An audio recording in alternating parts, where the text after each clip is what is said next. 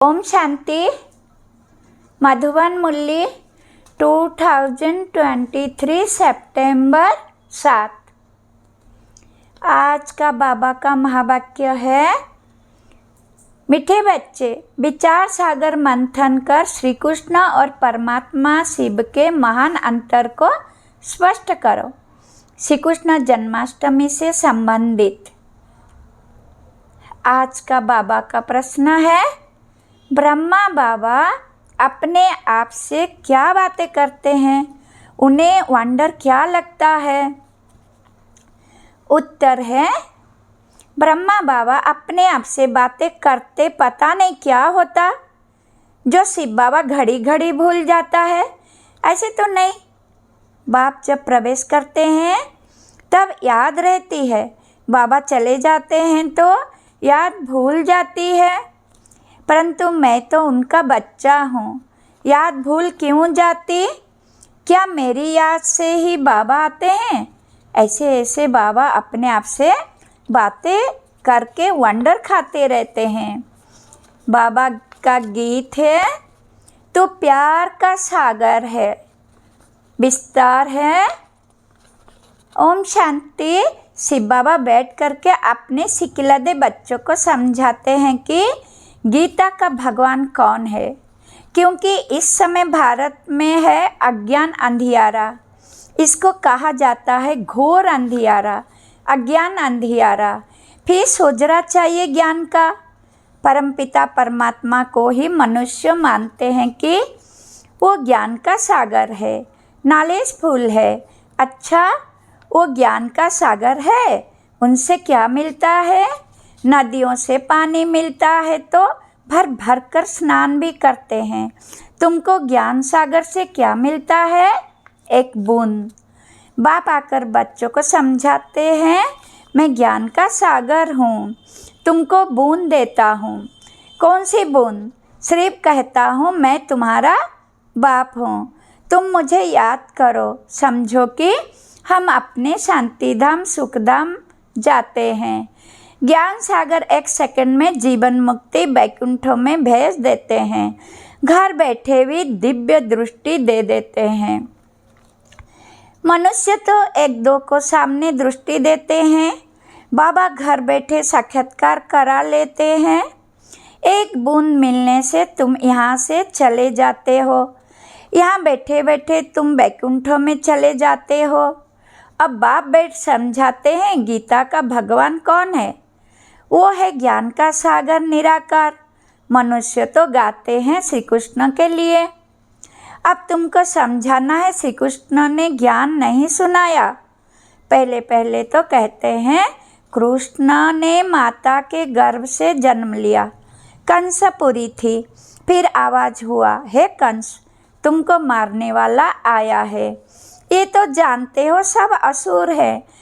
कंस, जरासंधि, अकासुर, बकासुर, पापात्माएं सबका विनाश करने लिए उनका जन्म दिखाते हैं। तो श्री कृष्ण ने जन्म लिया, वो तो छोटा था। फिर ज्ञान कब दिया? वो तो युद्ध के मैदान में कृष्ण का बड़ा रूप दिखाते हैं, छोटा तो नहीं दिखाते हैं। बैठे वैसे ही कृष्ण जयंती के बाद फिर गीता जयंती दिखाते हैं। कुछ समय के बाद जब वो बड़ा हुआ तब ज्ञान दिया होगा, ये भी दिखाते हैं। जन्म मिला है, टाइम भी दिखाते हैं, रात्रि के समय। यहाँ तुम देखते हो शिव बाबा की पधारमनी हुई है। कोई को पता नहीं कि कब प्रवेशता हुई। शिव बाबा तो बच्चा बना नहीं है, वो तो बूढ़े वानप्रस्थ अवस्था में आया है। कब आया उसकी डेट है नहीं। कृष्ण की तो तिथि तारीख है और वो गर्भ से पैदा हुआ है। यहाँ शिव बाबा तो ज्ञान का सागर है, उनको छोटा होना नहीं है, जो फिर बड़ा होकर ज्ञान सुनाए। कृष्ण तो मनुष्य था, मनुष्य को ज्ञान सागर नहीं कहा जाता है।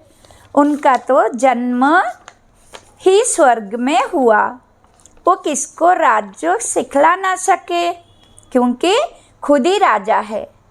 बरोबर तुम जानते हो निराकार बाप ही आकर राजयोग सिखलाते हैं, पतितों को पावन, राजाओं को राजा बनाते हैं।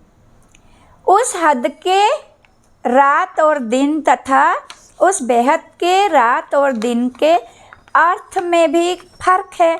ये है संगम, जबकि ब्रह्मा की रात पूरी हो, ब्रह्मा का दिन शुरू होता है। ये है बेहद की रात्रि, अज्ञान अंधियारा। सतयुग में है सोझरा, उस रात की बात नहीं, वो तो कृष्ण का जन्म रात में मनाते हैं, वो हुई हद की बात। ये है बेहद की। बाप कहते हैं मैं आता हूँ, मेरी कोई तिथि तारीख नहीं। कृष्ण, राम आदि की तो तिथि तारीख है, मुख्य है ही 2। अभी कृष्ण जयंती आती है ना, उनको समझाना है कृष्ण तो छोटा बच्चा है। रात और दिन तो ब्रह्मा का गाया जाता है, ब्रह्मा का दिन कृष्ण है और ब्रह्मा की रात ब्रह्मा है। ब्रह्मा ही फिर सो कृष्ण बनता है। कृष्ण की रात व कृष्ण का दिन नहीं कहेंगे, वो तो समझते हैं कृष्ण भगवान है, वो हाजरा हजूर है। तो इस पर भी समझाना है। तुम्हारी है शिव जयंती व शिवरात्रि कहो। शिव जयंती कहना ठीक है, ये भी समझाना होता है। वो गर्भ में तो आते नहीं हैं, साधारण तन में आते हैं। कृष्ण की तो 8 पीढ़ी चलती है। छोटेपन में उनको मोहन अथवा कृष्ण कहते हैं। जैसे प्रिंस ऑफ वेल्स है, वैसे पहले पहले गद्दी इंद्रप्रस्थ की, प्रिंस ऑफ इंद्रप्रस्थ, फिर वो प्रिंस से किंग होगा।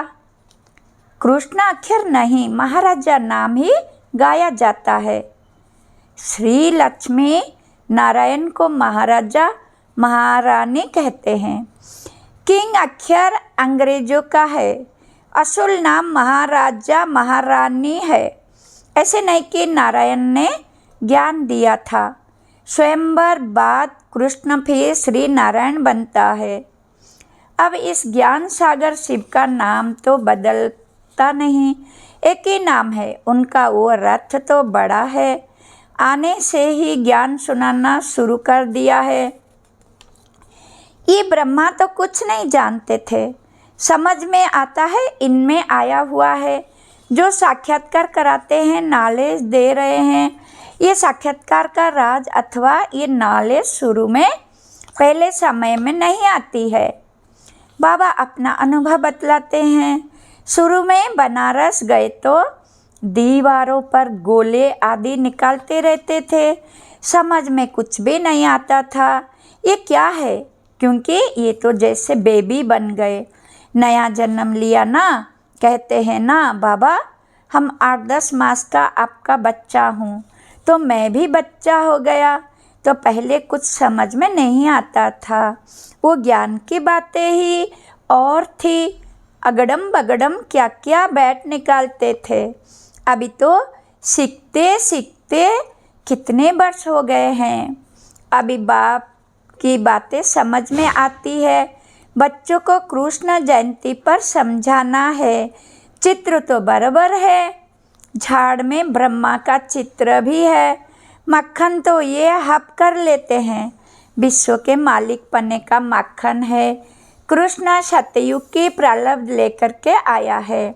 श्री कृष्ण है सतयुग का पहला प्रिंस, फिर उनके बच्चे भी प्रिंस बनेंगे। ये है उनकी प्रलब्ध जो कलियुग में तो थी नहीं। तो ये सूर्यवंशी की प्रलब्ध किसने बनाई? गाया जाता है ज्ञान सूर्य प्रगटा, अज्ञान अंधेरा विनाश। ज्ञान सागर तो शिव बाबा है, वो आए हैं और स्वर्ग की स्थापना कर रहे हैं। कंट्रास्ट बतलाना है। कृष्ण कैसे गीता सुना सकता? वो तो बच्चा है, गर्भ में आया है। दिखाते हैं वहाँ कंस जरासंधि आदि थे, परंतु वहाँ असुर तो हो न सके। असुरों और देवताओं की लड़ाई दिखाते हैं। तो जरूर असुर कलियुग अंत में होंगे, देवताएं सतयुग आदि में होंगे। दोनों की लड़ाई तो लगी नहीं है। महाभारत लड़ाई बरोबर है। देवताएं तो यहाँ हो न सके। असुरों में लड़ाई चली है। मुसलमानों का राज्य भी देखते हो, बराबर यादव कौरव पांडव भी है। पांडव है नॉन वायोलेंस योग बल वाले। यहाँ तो रक्त की नदियाँ बहती रहती है। दुश्मनी तो है ना, पार्टीशन में रक्त की नदी अच्छी ही वही थी ना। भाई भाई की युद्ध हुई, भाई भाई तो है ना। लड़ाई उन्हों की लगती है, नहीं तो रक्त की महिमा हमेशा राजा रानी की चलती है। वो भी लक्ष्मी नारायण को सतयुग में और कृष्ण को द्वापर में ले गए हैं। कितनी बड़ी भूल कर दी है। लक्ष्मी नारायण के छोटेपन की कहानी भी कोई बता नहीं सकते। राम सीता की भी कुछ ना कुछ बतलाते हैं। कृष्ण की भी उल्टी सुल्टी बात बतलाते हैं। कुछ तो सुल्टी कहानी भी बताओ। लक्ष्मी नारायण की तो महिमा गाई जाती है। सर्वगुण संपन्न मर्यादा पुरुषोत्तम अहिंसा परमो धर्म। अच्छा, उनको राज्य किसने दिया? मनुष्य को नाम सुन मूंझ जाते हैं। लक्ष्मी नारायण कहने से तुम चले जाते हो सतयुग में। ये है नर से नारायण बनने की कथा। कृष्ण बनने की कथा नहीं कहते, इसको सत्यनारायण की कथा कहेंगे। सत्य कृष्ण की कथा नहीं कहा जाता। सच्चा बाबा ज्ञान सागर ये कथा सुनाते हैं।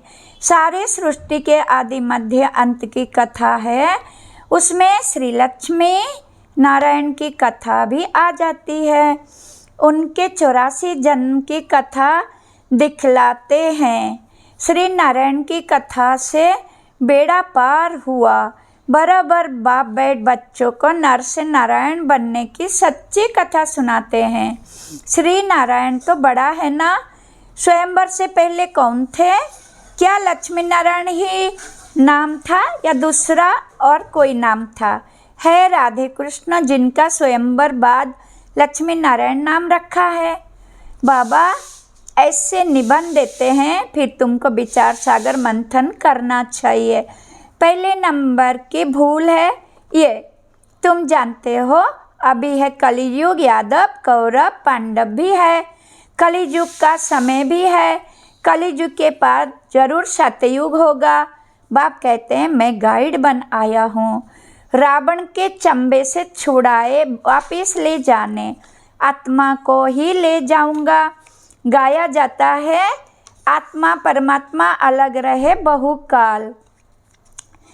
ऐसे नहीं कि कृष्ण अलग रहे बहुकाल। महिमा ही इस निराकार की है। सुंदर मेला कर दिया जब वो सद्गुरु मिला दलाल। यहाँ तो सब गुरु ही है। गाया हुआ है सद्गुरु मिला दलाल। सत परमपिता परमात्मा दलाल के रूप में मिलते हैं। सौदा दलाल द्वारा होता है। ये भी सगाई होती है। आत्मा और परमात्मा अलग है। परमात्मा है निराकार, वो आकर इसमें प्रवेश कर तुम्हारी सगाई करते हैं। खुद दलाल बनते हैं। कहते हैं मुझ परमपिता परमात्मा को याद करो। इस शरीर में बैठ कहते हैं मामेकम याद करो। मैं तुमको माया रावण से लिबरेट कर साथ ले जाऊंगा। तुमको फिर आजाई देकर मैं निर्वाण धाम में बैठ जाऊंगा। कृष्ण थोड़े ही ऐसे कहेंगे। ये है ही आत्मा और परमात्मा। कृष्ण तो छोटा बच्चा है, बातें तो बहुत है समझाने की। तो बाबा ने समझाया है कैसे इसमें प्रवेशता हुई। फिर समझाने लगा मैं राजाओं का राजा बनता हूँ। विष्णु का साक्षात्कार हुआ और दिल में बहुत खुशी हुई। फिर विनाश का साक्षात्कार भी हुआ, परंतु इतना समझ में नहीं आया। अभी समझते हैं बाबा ने ये साक्षात्कार कराया। तुम नर से नारायण बनेंगे, परंतु उस समय इतनी समझ नहीं थी। जैसे बाबा रात को बतला रहे थे, पता नहीं क्या होता है जो शिव बाबा को याद करना भूल जाता हूँ। ऐसे तो नहीं, बाप जब प्रवेश करते हैं तब समझाता हूँ बाबा आया है, याद रहती है। बाबा चला जाता है तो भूल जाता हूँ। पॉइंट सुनाते हैं तो फील होता है बेहद का बाप आकर सुनाते हैं, परंतु मैं खुद ही भूल जाता हूँ। क्या मेरी याद से ही आता है? ऐसे कहे मैं घड़ी घड़ी याद करता हूँ। भल आवे, इसमें तो सबका कल्याण है। याद ही मुख्य हो जाती है, आए ना आवे बाप को याद जरूर करना है। बाबा ने समझाया है कि गीता जयंती के बाद होती है कृष्ण जयंती। पहले है शिव जयंती, फिर गीता जयंती, फिर कृष्ण जयंती। शिव तो बड़ा है, फट से आया और गीता सुनाई। छोटा तो नहीं है। इन बातों पर विचार सागर मंथन करना चाहिए। कैसे हम समझावें? पहले ख्याल करो, शिव किसको कहते हैं? जिसकी रात्रि मनाई जाती है। सतयुग है श्री कृष्ण की राजधानी। नर से नारायण बनने की नॉलेज तो जरूर फादर ही देंगे। वो नॉलेजफुल है, और किसको नॉलेजफुल नहीं कहा जाता। गॉड इज नॉलेजफुल, रचयिता बीज रूप है। वही ड्रामा की नॉलेज सुनाएंगे। ड्रामा कब शुरू होता है और फिर कब पूरा होता है, किसको पता ही नहीं है। सतयुग से कलियुग अंत तक वर्ल्ड की हिस्ट्री ज्योग्राफी कैसे रिपीट होती है, ये कोई समझा नहीं सकते। सुनाए वो जो त्रिकालदर्शी हो। त्रिकालदर्शी तो कोई है नहीं सिवाय एक के, वही तुमको त्रिकालदर्शी बनाते हैं। अच्छा, मीठे मीठे सिखिलदे बच्चों प्रति माता पिता बाप दादा का याद प्यार, गुड मॉर्निंग। रूहानी बाप की रूहानी बच्चों को नमस्ते। हम बच्चों को भी बाप दादा को याद प्यार, गुड मॉर्निंग, नमस्ते नमस्ते नमस्ते। धारणा के लिए मुख्य सार, मास्टर नॉलेजफुल और त्रिकालदर्शी बन श्री कृष्ण और परमात्मा शिव के महान अंतर को स्पष्ट कर घोर अंधियारे से निकालने की सेवा करनी है।